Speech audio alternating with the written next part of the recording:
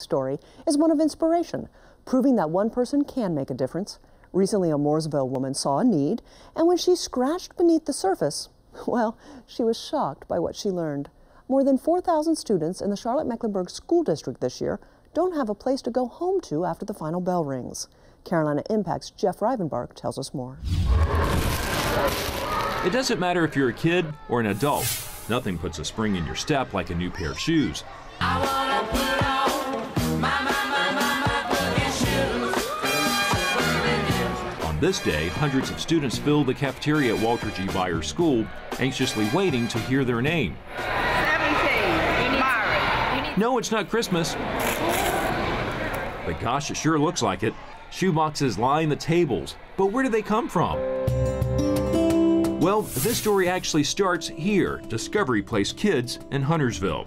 Heather Edmonds was on a field trip with her son when she noticed another school group and two boys with untied shoelaces. When I went to tie their shoes, I noticed that the shoestrings were frayed and the soles on their shoes were separated, and it looked like they had been kind of duct taped together. She couldn't get the kids out of her mind, so she called the school's volunteer coordinator, Annie Alexander. A lot of times I've had students to come in with shoes that are too small or shoes that are too large. So when she says shoes, it's like, yes! And the more they talked, Heather realized there was a far greater need at the school. It wasn't just a two-kid thing, it was an entire school thing. She posted a message on Facebook. I said I had intentions of buying 2 pairs of shoes, and I've come to find out that there's about 350 students that are in desperate need, and I somehow want to make it possible to buy all of them new shoes. In 4 hours, friends shared Heather's post more than 100 times. Strangers started private messaging her, some offering to buy multiple pairs of shoes and socks. She kept a detailed list, tracking every child's shoe size. Heather says she wanted to give the kids something more than a brand new pair of shoes. The shoes are obviously a necessity, but the bigger picture is I just want to give them hope. I want to make sure that these kids know that they're loved and that their circumstances right now don't define how the rest of their life has to go. From polka dots to stripes, hundreds of shoeboxes arrived, many with handwritten messages. Hi, Kara. I hope you like these shoes and they make you feel happy when you wear them. So these are all the ones that are wrapped. Heather got her neighbors to stack, wrap, All right, let's wrap another pair. What paper do you want to use?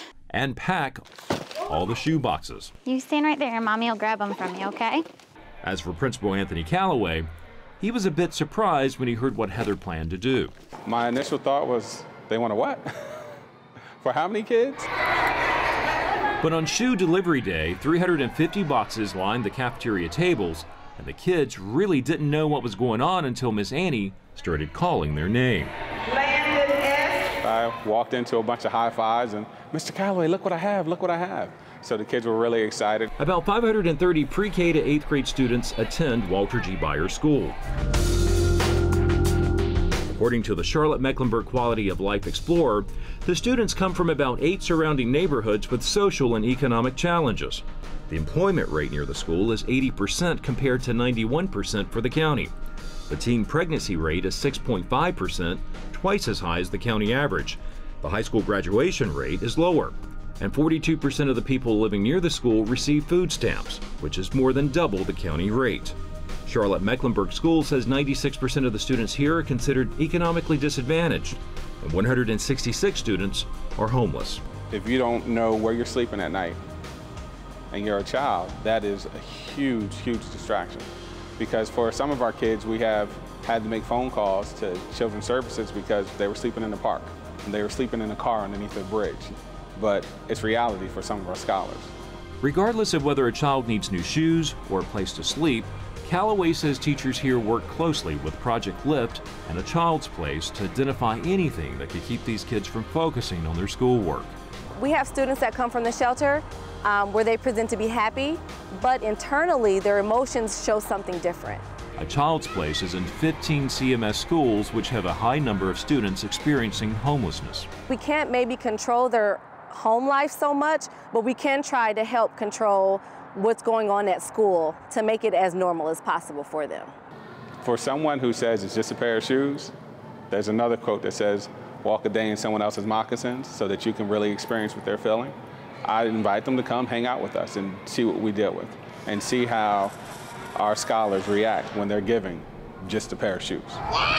No doubt getting new shoes is cool, but the other really cool thing about this story is that Heather Edmonds saw a need and took action. I don't want to try to preach, but when you actually take time to be still, look at the need, and say I can make a difference, it's a God moment. I don't know what else to call it, so I thank God for Heather. For people to reach out, to reach in their pockets, not knowing these students, and to be able to give from their heart was just truly a blessing. I could have came home and ignored the situation and said, well, I'm just one person, I can't do that. But for whatever reason, I had faith and I knew that somehow, some way, I would make it happen. No matter whether you're one person or a community of people, that if you work together, you can make a difference.